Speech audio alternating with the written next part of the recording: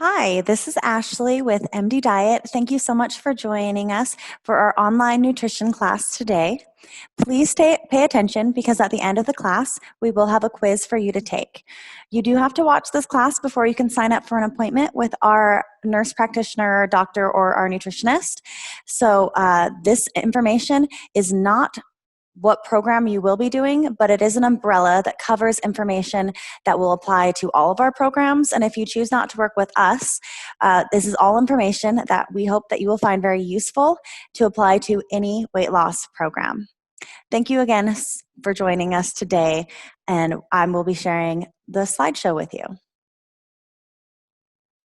Again, this is the nutrition class with MD Diet. First, we like to cover everything that is included in our treatment plan. This class is the first step to the rest of the program. When you come into our clinic, you will get your very first bioanalysis. What this is it's not just like getting on a regular scale. It's a machine that uses bioelectrical impedance to send an electrical current through your body. As you may know, electricity travels at a different speed through water, solids, and liquids, and it also travels at a different speed through your own body mass. So at the rate at which the electricity travels through your body and comes back, we are able to very accurately assess how much of your body is lean mass and how much of it is fat mass.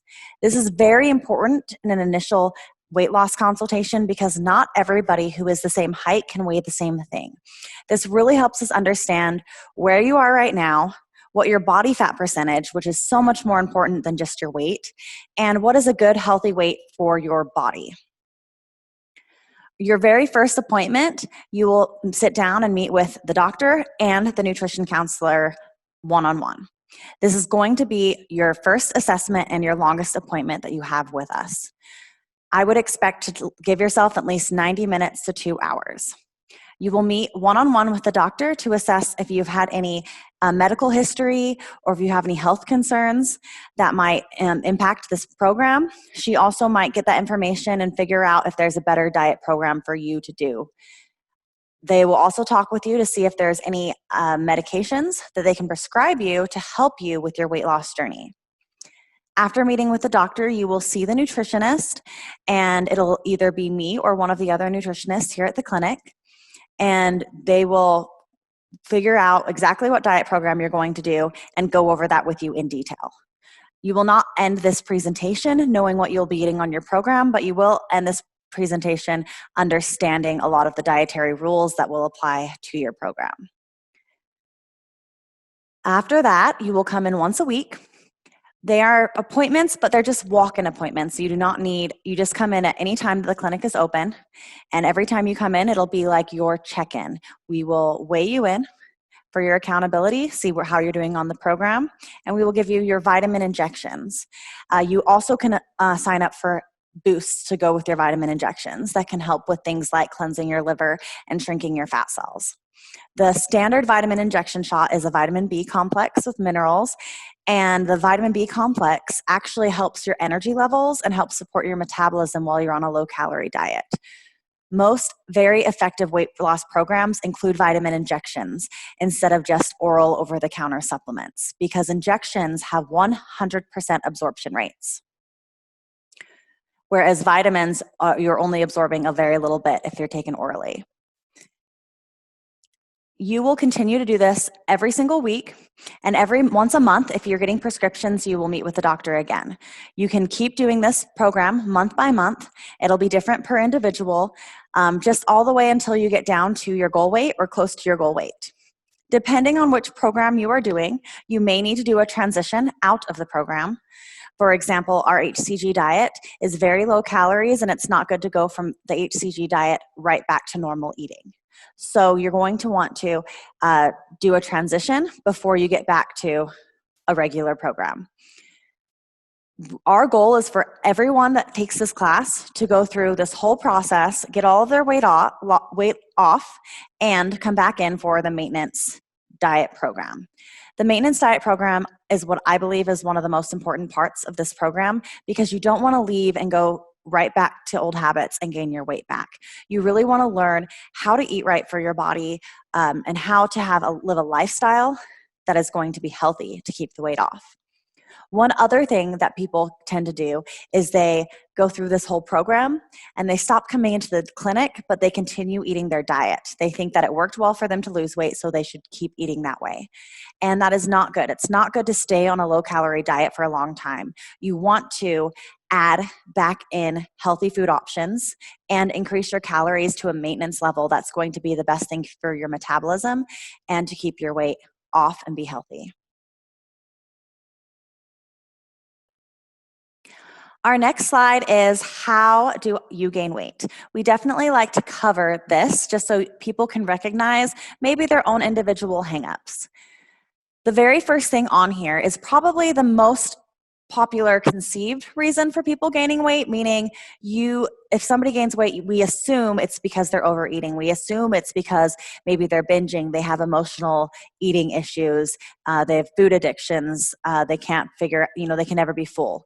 But this is a cause for being overweight. However, it's not the primary cause. Surprisingly, in all the years that I've worked as a nutritionist, only about 10 to 20% of people, this is their actual issue with food. It's a lot more common that they experience some of the things below. Hormonal problems, we definitely want to recognize, and that is something that the doctor can talk with you about and work our prescriptions around, or even order a blood screening for you at an external lab. We can look at that and assess that. If this is your issues, it is definitely a cause for weight gain, and not being active at all is another cause. Metabolic syndrome is basically the first time in the history of humanity that we're seeing this very commonly. It includes a lot of things like low metabolism, hypoglycemia, prediabetes, and really it's the first time that humans are not having to move very much to live a successful life. You don't have to be active to get anywhere. You can just drive your car. You do not have to be active at work. You can just sit at a desk. And all of this is really affecting us negatively in these metabolic syndrome symptoms. We can reverse this by starting to be more active and starting to fix our eating habits to be healthier. The most common things that I get, probably at least 80% of the people I talk to, are eating infrequently, skipping meals, under eating, or just sitting down and eating single big meals and skipping food the rest of the day. It's really common, I think, in our society for us to wake up in the morning, not take care of ourselves, forget to feed ourselves, but continue on taking on the whole day.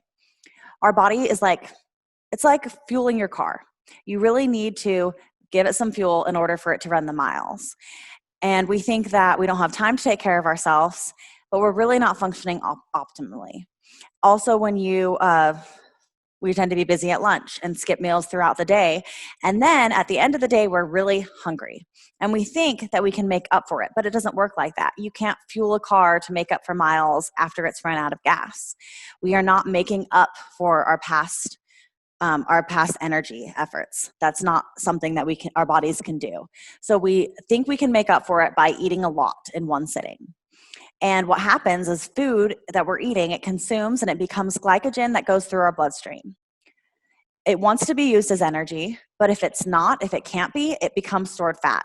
So when we eat more than we can burn, we are adding on fat slowly over time.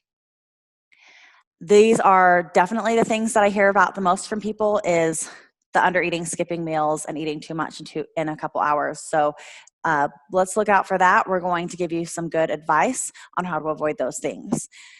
Before we move on, I do want to talk about genetics because people like to blame and point the finger at their genes for why they are the way that they are. And I want to point out that everybody genetically has a different body. And this is true. We do inherit things like how much muscle we can have, the size of our hips, how broad our shoulders are, how big our bones are, our height. So our body size and shape is very much hereditary. However, being obese is not. So maybe genetically I'm a larger person and I cannot weigh as little as the person next to me because I'm just genetically bigger. But genetics does not prevent every single person from being healthy for their own body. Also, when on that note, I think that where people tend to think genetics, if they look at a family and they say, oh, they're all overweight, there's a lot more nurture in that than nature. Meaning, if you are learning habits, bad habits, poor eating habits, not being very active from the family and the people that you are around, it's more learned behavior, not genetic obesity. So we just hope that gives everybody some hope and makes you feel like we are all capable of being healthy for ourselves. Things to watch out for. These are products that we are going to slow down any weight loss program.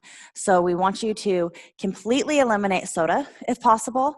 And that's if you're doing any of our programs, if you're trying to lose weight at all at home on your own. Soda is one thing that we want to be 100% eliminated. If you're doing regular soda, clearly all of the calories and the sugar, but even the 0-calorie sugar or the 0-calorie soda is packed with artificial sweeteners. And have you ever seen those videos where they dissolve things in the soda in a matter of 24 hours, like teeth? So there's so many acids in soda. Think about how bad that is on like your internal digestive tract, like how harsh that is on your system. So one thing that would be better if you're a big soda drinker would be to switch to a 0-calorie carbonated beverage, like a seltzer water, a LaCroix. There's Zevia is a 0-calorie beverage company that does flavored soda flavors. Ice. There's so many different options that would be a better alternative than soda. So we'd like for you to transition so it's easier on you to quit. However, even when it comes to carbonated beverages like these, we don't want them to be an everyday thing. We eventually would like it to be a sometimes treat. The reason for this is carbonation, yes, it slows down our metabolism, but people tend to think that it makes them feel full and it helps curb their appetite and cravings. However, case studies have shown that carbonation actually increases a hunger hormone in your body, meaning you actually get more cravings and feel hungrier if you're drinking carbonated beverages. I think what is probably the hardest thing about carbonation is that it keeps you from drinking as much water as you should. Water is the most important component of every single weight loss program. You need to be drinking at least 64 ounces of water a day. And if you're drinking carbonated beverage every day, you're drinking it slower than you would water, and you're feeling fuller, meaning you're feeling like you're hydrating yourself more, but you're really not. So probably the most dangerous thing about daily carbonated beverages is it just preventing you from being hydrated enough. Caffeine is something that you can do, but we don't want you to do too much. We want you to keep it to 200 milligrams of caffeine a day or less. What this means is it's 2 cups of coffee. But if you're actually drinking things like energy drinks or pre-workouts, you may be getting more caffeine than this in a single beverage. This is very dangerous. We want you to try to pay attention to how much caffeine you're drinking, and we don't want you to go cold turkey. We'd like you to slowly cut it back until you can get down and under 200 milligrams a day. The reason for this is that people tend to think caffeine is an energy source. So if they drink that beverage will give them energy. However, all that beverage does is it has a stimulant, caffeine, which stimulates your adrenals to make energy for you. And you are not an unlimited energy source. And you might have even noticed this. If you've ever drank a lot of caffeine, you start to feel less and less and less like it has an effect on you. And then you need it to even function normally. You don't even get a boost from it anymore. And what that is slow adrenal fatigue. And what happens when you have severe adrenal fatigue is that your adrenals are drained, and this is not a good place to be. Your adrenals no longer want to work for you in the way that they should. They don't want to work for you naturally without being stimulated, and your adrenals are not available to help work on burning through fat, and your metabolism slows down because your adrenals are not functioning to burn energy efficiently and natural energy off of your body, like stored fat. The last thing that we want to keep to a minimum is alcohol. Alcohol, what people think is the worst about it is what you mix it in. So alcohol is maybe just bad because of the sugary beverages, the pina colada mix, the Coca-Cola that you're mixing it in. However, alcohol, pure alcohol, that's not wine or beer or anything, it's clear, pure alcohol is still 7 calories per gram. And 7 calories per gram means that it's almost twice as many calories as sugar. And sugar is a carbohydrate, so there is a nutrients in sugar. Your body can benefit from eating carbohydrates. However, alcohol is not a nutrient, and it is 7 calories per gram of 0 nutrients. Also, if you were going to, let's say you're going to drink alcohol, it's a toxic to your body. It's a poison to your body. Your body wants to reject it.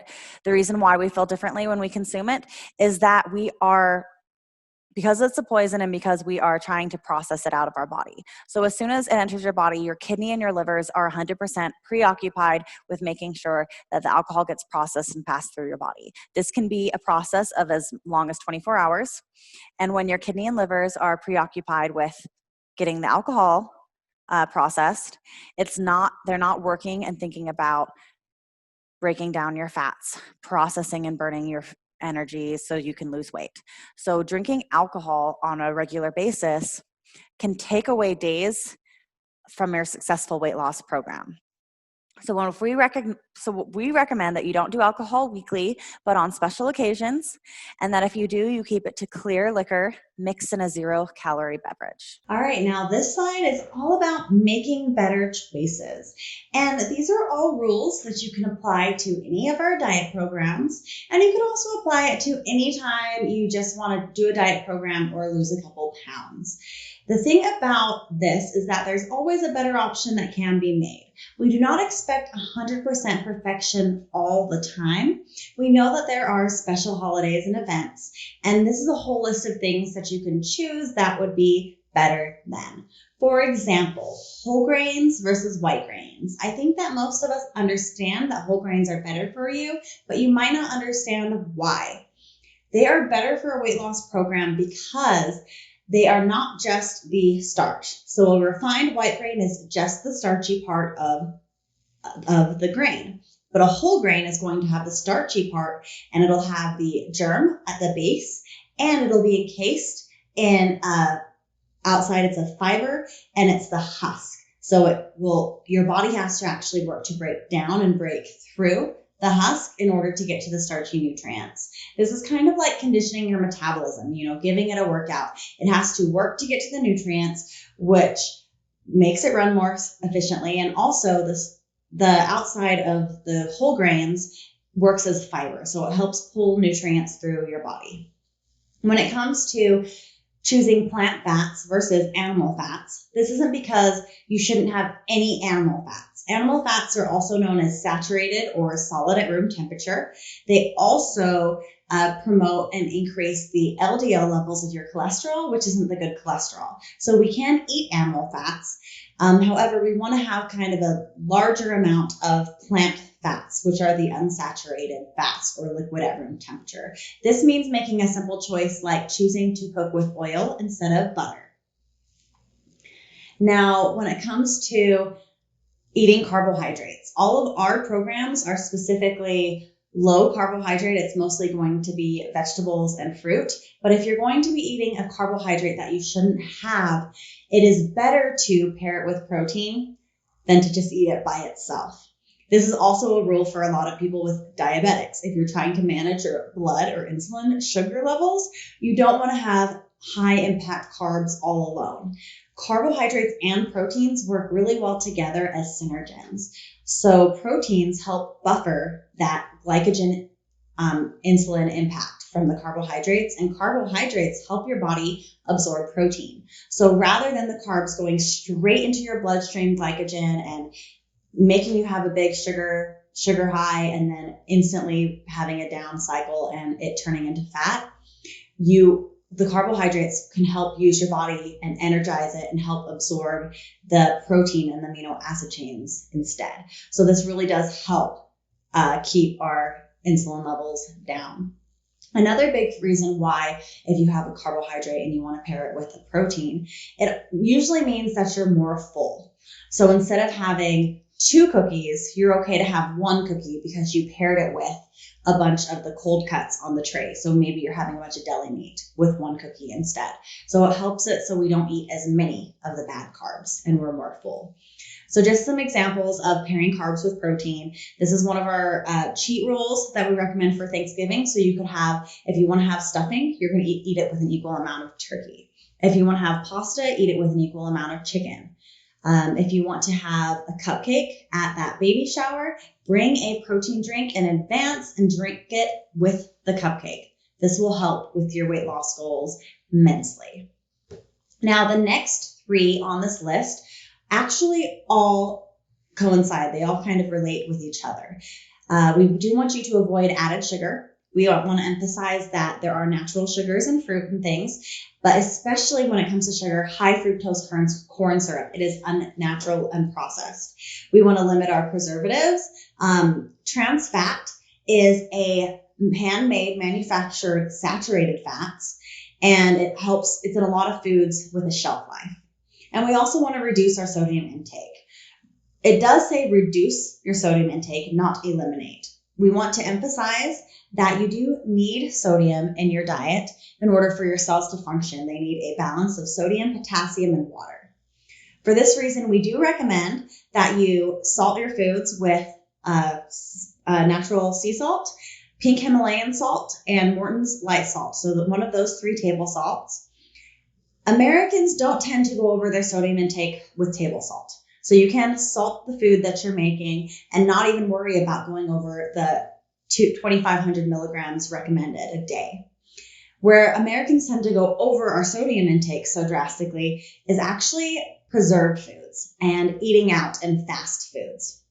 Same with all of these 3 things. We get the added sugars, the preservatives, the trans fats, and the excess amount of sodium, all because we don't prepare our own food. We're not making our own fresh food. So if we are not eating things with long shelf lives at the store, not eating out or eating fast food, we do not have to worry about consuming these 3 things. Now, when it comes to just decreasing your calories, of course, the best way to lose weight is to eat less calories than you're burning.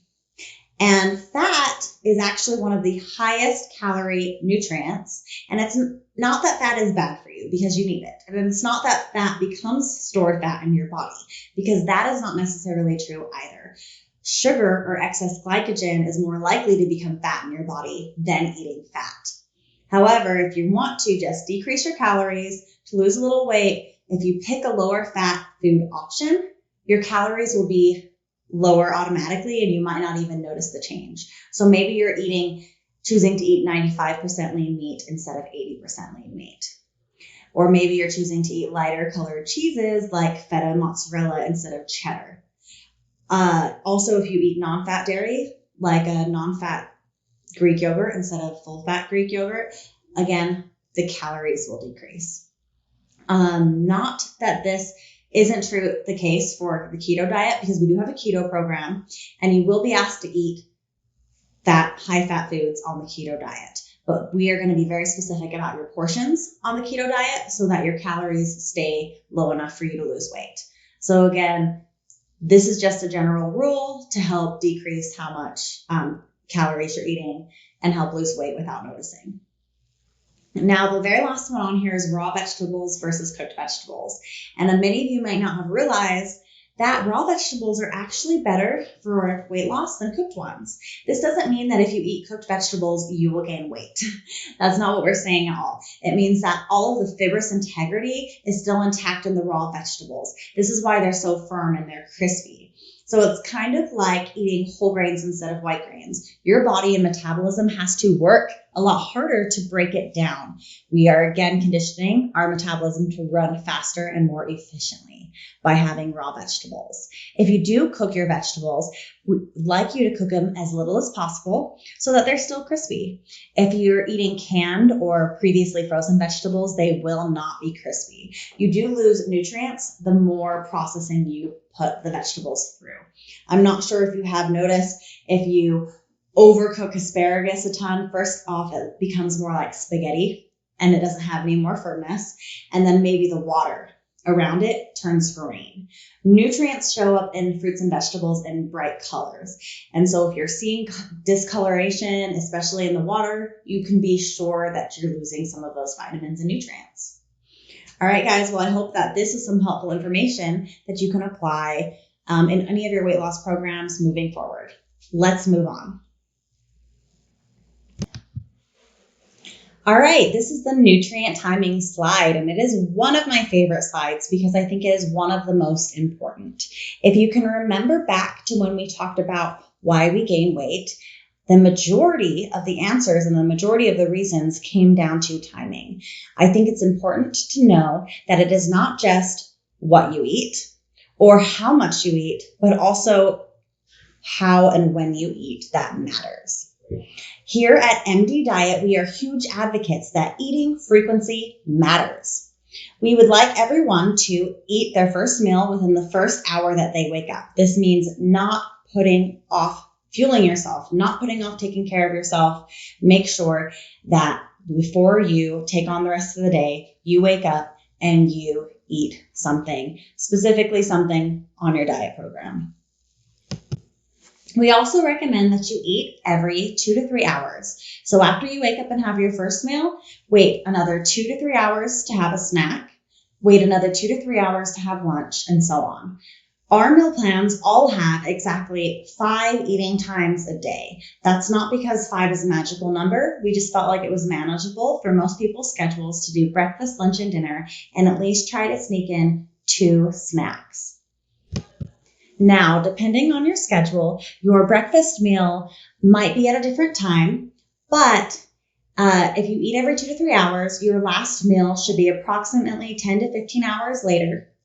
And this should give you plenty of time before you go to sleep. So we will not be eating right before we go to bed. If you have a special schedule like a graveyard or a swing, we can talk a little bit more about your nutrient timing on your nutrition one-on-one. All right, so I do want to bring up the elephant in the room, which is intermittent fasting. I'm sure you have all heard about it. It's a very popular diet right now. And in all the history of fad diets, they're always a easier solution than actually making a life change and eating healthier. And I think that's why they're so appealing. As Americans, as people, we would rather take a pill to help us lose weight than transform our lifestyles. So when it comes to intermittent fasting, there's just a simple rule. And that means don't eat for this half of the day. What this does initially is your body responds by, I'm eating a little bit less total calories in the day, so I'm going to lose weight. You lose weight up front, but you have long-term metabolic damage. This is not the type of sustaining diet that will help you increase your metabolism and lose weight for a long period of time. You will eventually stop losing weight, and now you will have a slower metabolism as a result. Around this time, people actually start to maybe change what they're eating, but they've already suffered some metabolic damage. So the very best way to lose weight long-term is to just eat well, eat balanced, and change your lifestyle and do pay attention to your nutrient timing. I do want to bring up one study. It's a scientific case study that was peer-reviewed, and I learned about it when I went to school for nutrition. I think it's very important to know what type of scientific studies you're reading. A peer-reviewed study means that there was no bias. They didn't do this to make a point for a book that promotes intermittent fasting, for example. They just wanted to find out the truth about metabolism. Oh, so what they did was they took mice and they fed them different amounts. So there's group A that got the exact same amount of food as group B. So it would be like having the exact same amount of calories, but they got all their food fed at once. They got it at one time of the day. And as you may know, animals in captivity tend to completely eat all of their food till it's gone. So they would eat all their food at once, and then they would wait for the next day to be fed again. Whereas group B got fed on a timer. They got fed a little bit, maybe pebbles here and there, every hour, every couple hours. And at the end of the day, they got the exact same amount of food, but it was spread out. So they found that two groups of mice under eating the exact same amount of food, group A was obese and group B was lean, just because they spread out their food evenly throughout the day. That's only one variable difference. This says a lot about how our metabolisms work and function. Also, if you've heard of the sumo wrestling diet, this was when sumo wrestling became very popular in Japan about 1,500 years ago. They also wanted to know, how do we get our sumo wrestlers to be the biggest athlete? Because of course, size really matters when you're wrestling.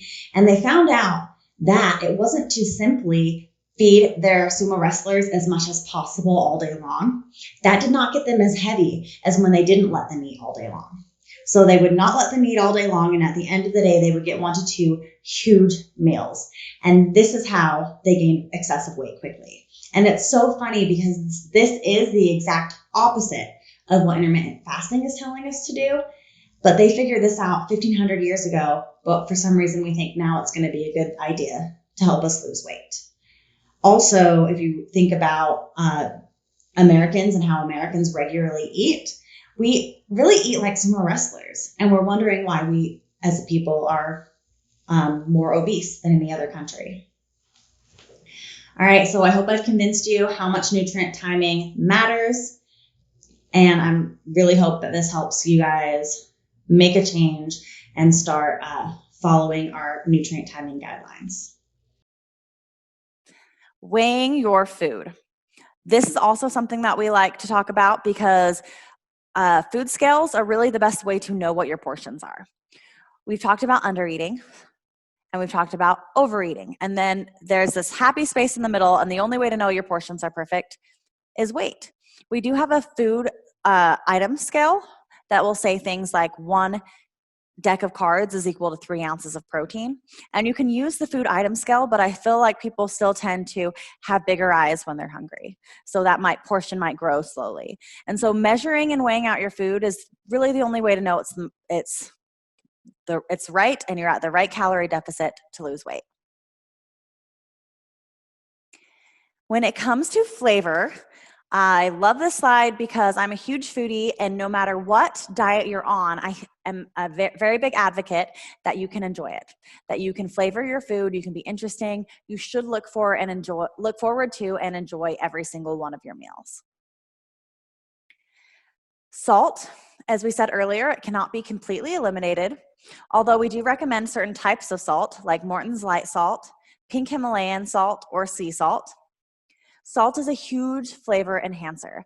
And as we talked about, as far as going over your sodium, you're not likely to go over your sodium by salting your food.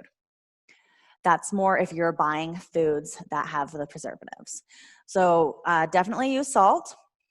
Sauces, there are brands that you can get at stores that specialize in 0 calorie or 0 sugar, low calorie sauces. So Walden Farms does a whole bunch of 0 calorie stuff. You can get it at most common stores like Walmart, Harmon's, Smith's, and they have 0 calorie pancake syrups, 0 calorie mustards, 0 calorie ketchups, barbecue sauces. They have salad dressings. They have a 0 calorie Alfredo sauce. So definitely check them out. Try to get creative and look at some different brands that you're not used to using. Mustards are always low calorie and great. There's so many different flavors of mustards, and we just want to watch out for honey mustard or mustards with sugar in them. So don't go with the mustards that have sugar because we are eliminating added sugar. Hot sauces are great and low calories, as well as there's spritzers, so the 0 calorie sprays that you can do on your salads. If you're going to make your own salad dressings or marinades, there are things like lemon juice and lime juice, very low calories, all vinegars, balsamic vinegar, red wine vinegar, apple cider vinegar. They have a ton of flavor.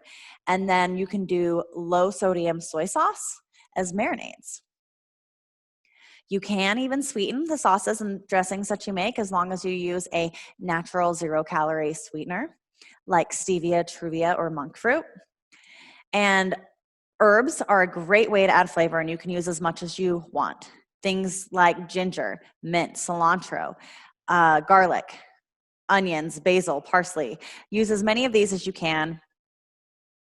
These are basically free calories. You can also put them in your water if you're getting sick of your water, and do some herbal tea. When it comes to exercise, we recommend light exercise to aid in all weight loss programs. The best type of exercise is the exercise that you enjoy. Don't try to pick up doing something you hate. Try to find something that you love. Maybe you love dancing and you can do some Zumba classes or swimming. Don't start running if you hate running, and don't feel like that's what you have to do.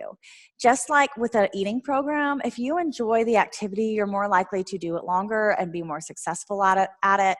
You could do resistance training or cardio, but we recommend 30 to 45 minutes, 3 to 5 times a week. And we would like, within that whole 30 to 45 minutes, for your heart rate to get within the target heart rate range, which is 220 minus your age, and then you're going to multiply that by 75 to 80%. This is our fat burning range, and this isn't extremely intense. It's not extremely cardiovascular. It's not like you are sweating and panting and dying. So we don't want you to feel like you have to get to that discomfort level in order for it to be successful. This is actually just slightly elevated, beating a little bit of sweat, breathing a little bit harder, but you should still be able to carry a conversation. This target heart range is more ideal than something that's more intense, because when you get past the fat burning range, you're actually going into cardiovascular, which is way great for your heart and your lung health. However, it's not the greatest for weight loss, especially since if you're on a low calorie program and you're dieting, you're not eating enough food to sustain that kind of high intensity activity. If you are doing that high intensity activity, more than likely your blood sugar levels are going to plummet. You're going to feel awful. You're going to suffer from some fatigue. And the only way to feel better might be to have some carbs you shouldn't have, break your diet. And this kind of sends your body on a yo-yo experience. It also stresses your body out, so you can store some more, your cortisol levels can be high, and it'll help you make your body want to store fat. So let's try to go a little bit lower on the intensity level for the weight loss program. And if you love doing some really extreme things, then we can get back to that on a maintenance diet. All right, we have come to the portion of our presentation where we are going to talk about the 3 different types of programs that MD Diet has to offer you.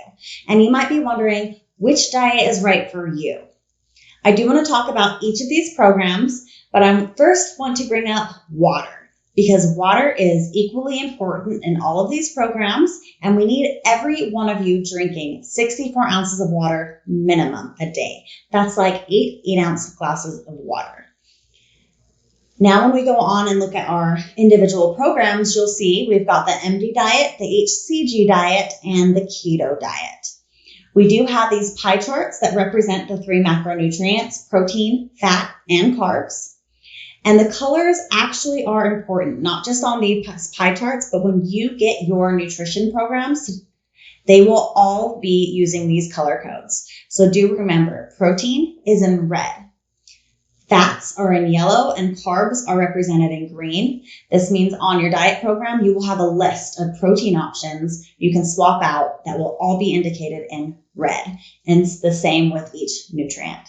This will help a lot for you to know what you can interchange things with and all the types of variety that you can have. So again, protein is red, so you can think like red meat or beef. Fats are in yellow, which you can think of oil and butter, and carbs are in green.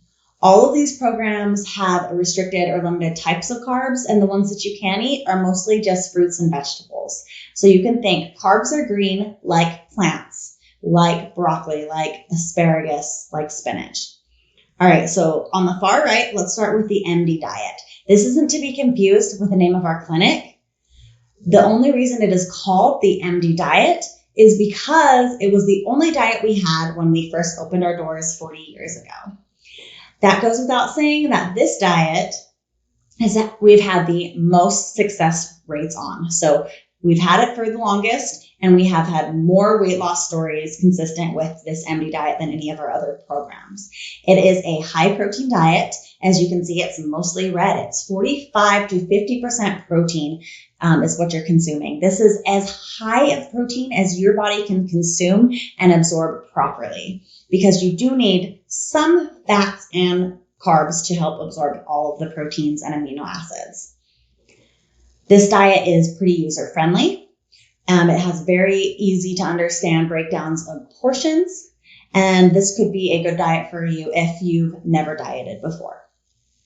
Our next diet is the HCG diet, and this one we added about 20 years ago. However, we do use the original Dr. Samian's diet program, which was written 50 years ago.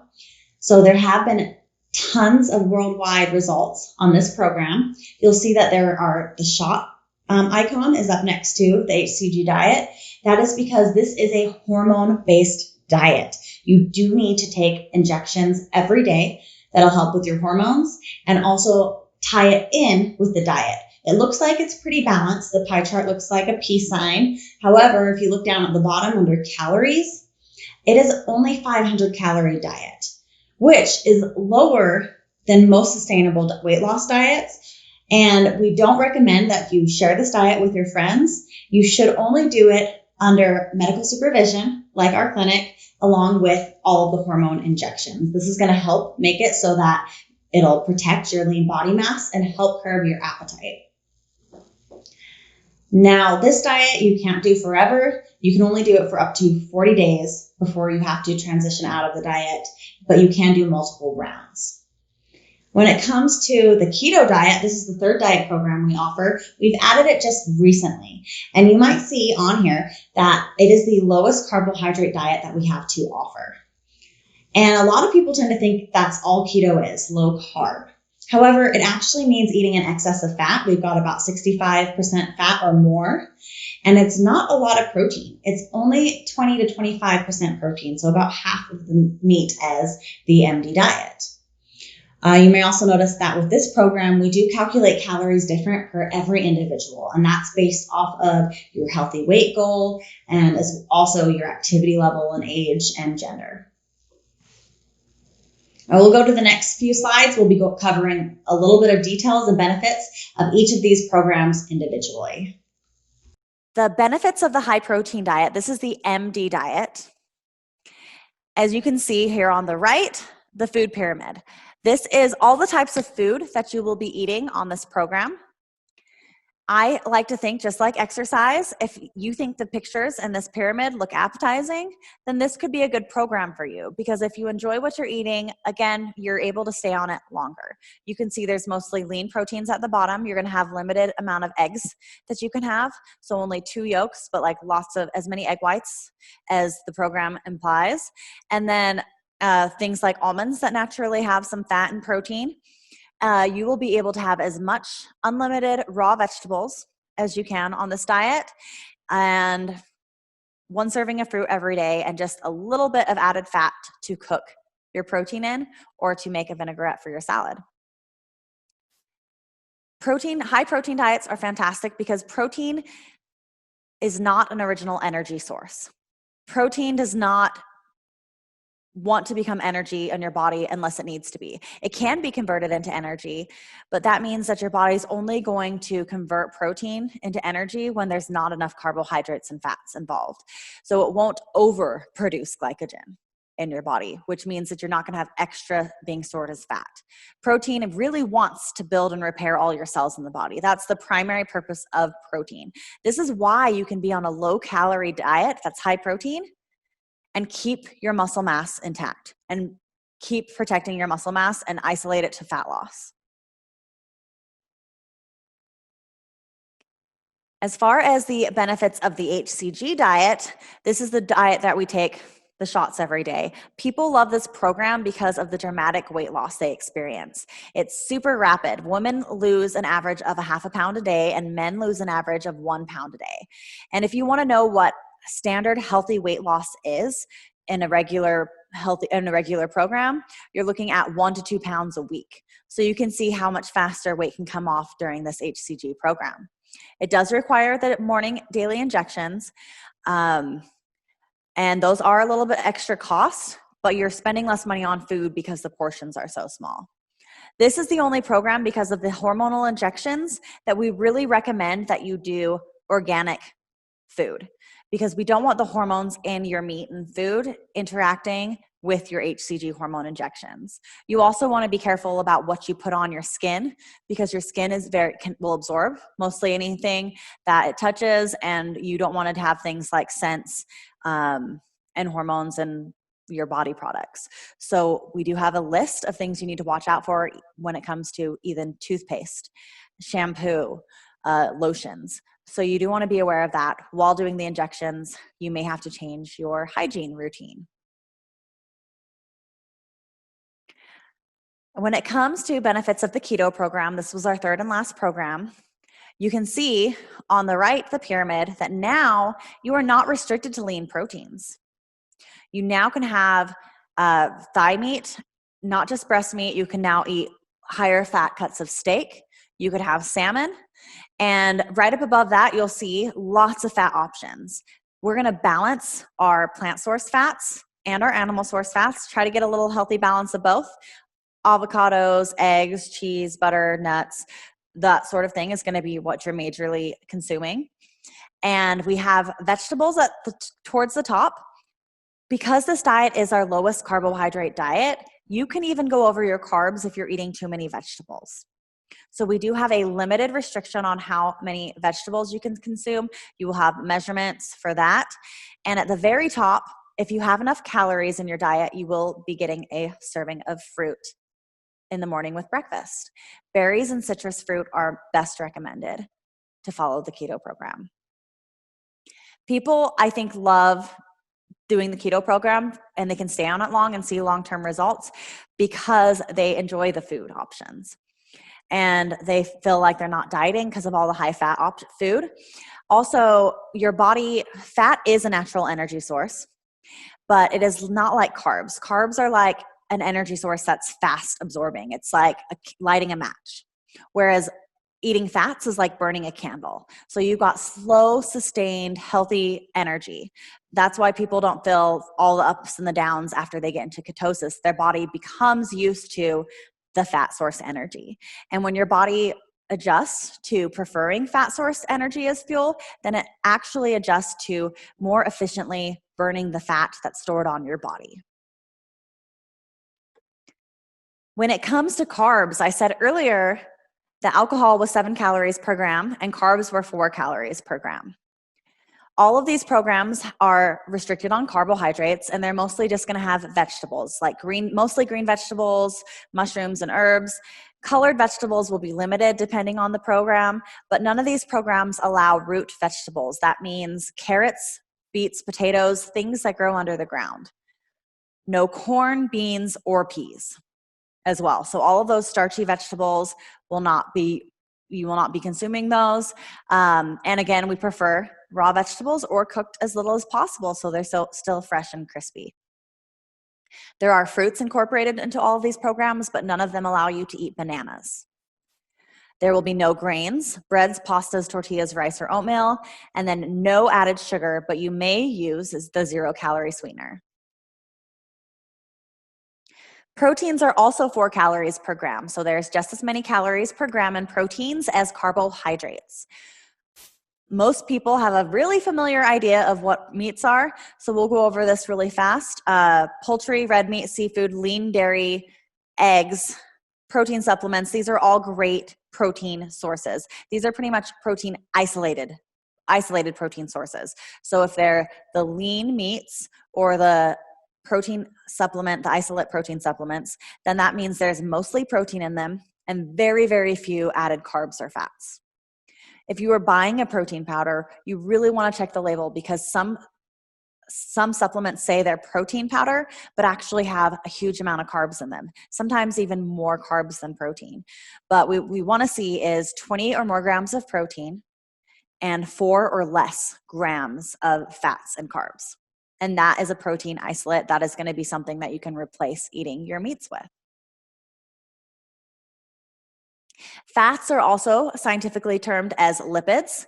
Fats, as we said before, are the highest calorie dense food, 9 calories per gram. It is so easy for people to get over their calories by not measuring their fats. It's very important, especially when it comes to the keto diet. I think this is where so many people go wrong. They tend to eat every single keto recipe and think that's okay. They'll eat the keto lasagna, they'll eat the keto cupcakes, and they think as long as it's keto and there's no carbs, they're fine. But you have to be at a calorie deficit to lose weight. And I think there's so many people out there doing keto on their own, unknowingly eating like 5,000 calories. And it doesn't matter if you are eating no carbohydrates. If your calories are that high, you're not losing weight. So we really want to watch portion, especially when it comes to fats. Fats are things like oils, butters, cheeses, and dressings. As well, we've got keto supplements here as well. If you remember those pie charts, even the HCG diet had fat on it. And the HCG diet uses super lean protein and absolutely zero added fats, meaning you can't cook with butter or oil or anything. And it still had 20% fats. So it is impossible to have a fat-free diet.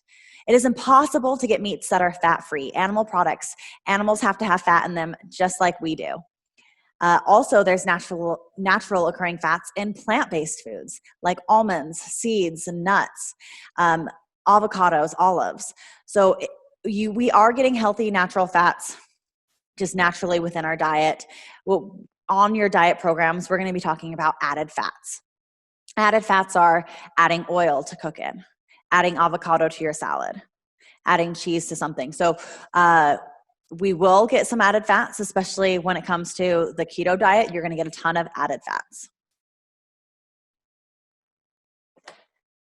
I just want to touch base on plant-based diets. There's so many different types of vegetarians and vegans. Sometimes as far as vegetarians go, you can be a pescatarian. You can still eat fish and then plant-sourced plant-based items.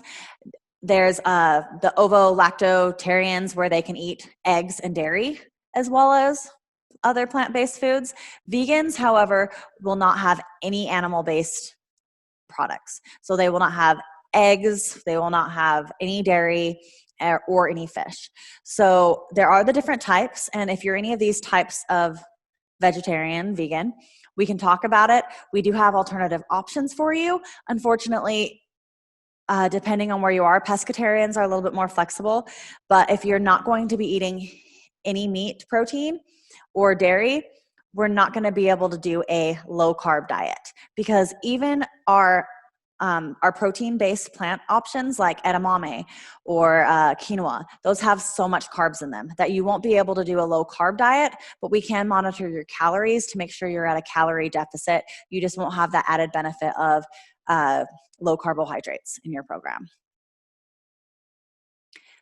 All right, guys, thank you so much for joining me today. I hope that you learned a lot, and I hope you're really excited to start implementing some of the things that we talked about. Again, we have been in business for over 40 years, and we've helped thousands of people with their weight loss journey.